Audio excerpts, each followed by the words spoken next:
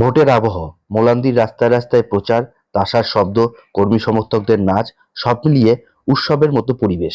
তৃণমূল প্রার্থী আলিপা আহমেদের দেখা গেল খোলা গাড়িতে করে প্রচার করতে। কখনো হাত নাড়াচ্ছেন, কখনো গাড়ি থেকে নেমে মানুষের সঙ্গে কথা বলছেন, সেলফি তুলছেন। কিন্তু এই আনন্দের মাঝেই একটা প্রশ্ন বারবার উঠে আসছে। প্রায় 10 মাস আগে উপনির্বাচনের ফল ঘোষণার দিন জয়ের উল্লাসের মধ্যেই বোমা বিস্ফোরণে মৃত্যু হয়েছিল 10 বছরের তামান্না খাতুনের। সেই ঘটনার পর থেকে এখনো পর্যন্ত তামান্নার বাড়িতে বা ওই গ্রামে যায়নি বলে দাবি স্থানীয়দের। বৃহস্পতিবার প্রচার মিছিল গ্রামে ঢোকে। প্রচার গাড়ি তামান্নার বাড়ির গলির মুখে কিছুক্ষণ দাঁড়ায়, তারপর ওই পথ না গিয়ে অন্যদিকে চলে যায় মিছিল। এই ঘটনায় নতুন করে আলোচনা তৈরি হয়েছে।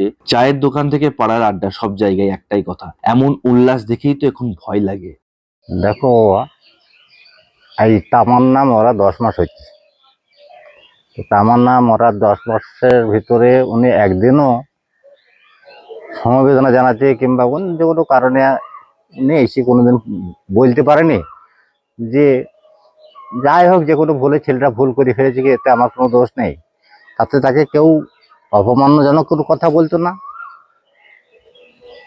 তা তবু সেটা সে মনে করেনি, তবু আসেনি সে। আজকে 10 মাস পরে এই দিনটাই, এরকম দিনেই আমরা এইভাবেই ছিলাম সেদিনকেও।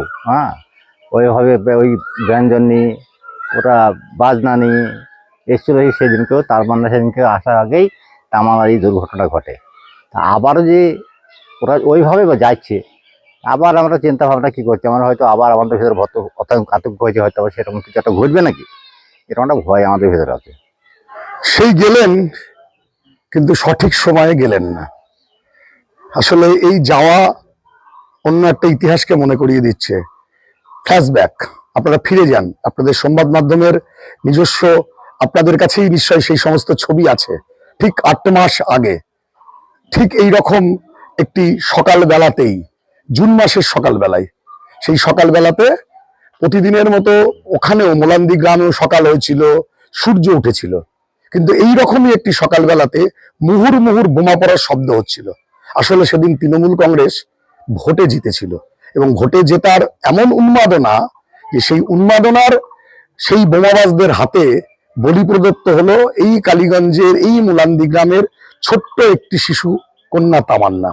এই তামান্নার মৃত্যু গোটা কালীগঞ্জ নয়, গোটা বাংলার, মানে যাদের এখনো বুকের ভেতরে কিছুটা হলো মমতা, মায়া, দয়া, বিবেক এই শব্দগুলো অবশিষ্ট আছে, বাংলার সেই সমস্ত সব মানুষের চোখে জল পড়েছিল। আমাদের কালীগঞ্জের সব গ্রামের মানুষ, কে কোন দল করে এটা বিবেচ্য ছিল না। সবাই পৌঁছে গিয়েছিলেন সেই মোলান্দিতে সাবিনা মায়ের বাড়িতে। তামান্নার জানাজাতে সবাই উপস্থিত হয়েছিলেন, তারা সবার চোখে জল ফেলেছিলেন।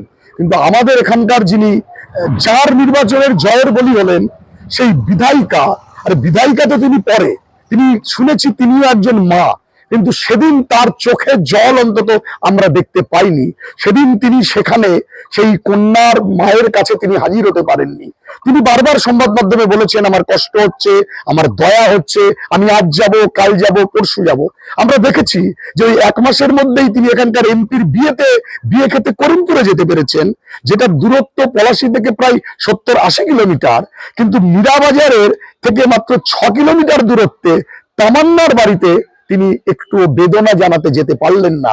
কিন্তু কষ্টের যখন সেই মোলান্দি চোখের জল ফেলছে, এখনো 24 জন আসামির মধ্যে 14 জন অধরা, এটা তো অস্বীকার করতে পারবেন না বিধায়িকা, যে তার ওই বুথের বুথ সভাপতি, যে দাঁড়িয়ে তৃণমূল কংগ্রেসের নেতা, যিনি তাকে ভোটে জিতিয়েছেন, আবার তিনি হচ্ছেন তামান্নাকে খুন করেছেন, এখনো পর্যন্ত সেই বুথে দাঁড়িয়ে তিনি তার বাড়ির সামনে এখনো যেতে পারলেন না। আজ গেলেন, চোখের জলে মোলান্দি যখন ভাসছে, তখন তিনি কন্যা হারা মায়ের মোলান্দি গ্রামে গেলেন বাজনা বাজিয়ে। আমাদের আশঙ্কা হচ্ছে তৃণমূলের বাজনা, তৃণমূলের বোম মানেই আবার কি কোনো তামান্নাকে কালীগঞ্জের মাটিতে মিশে যেতে হবে।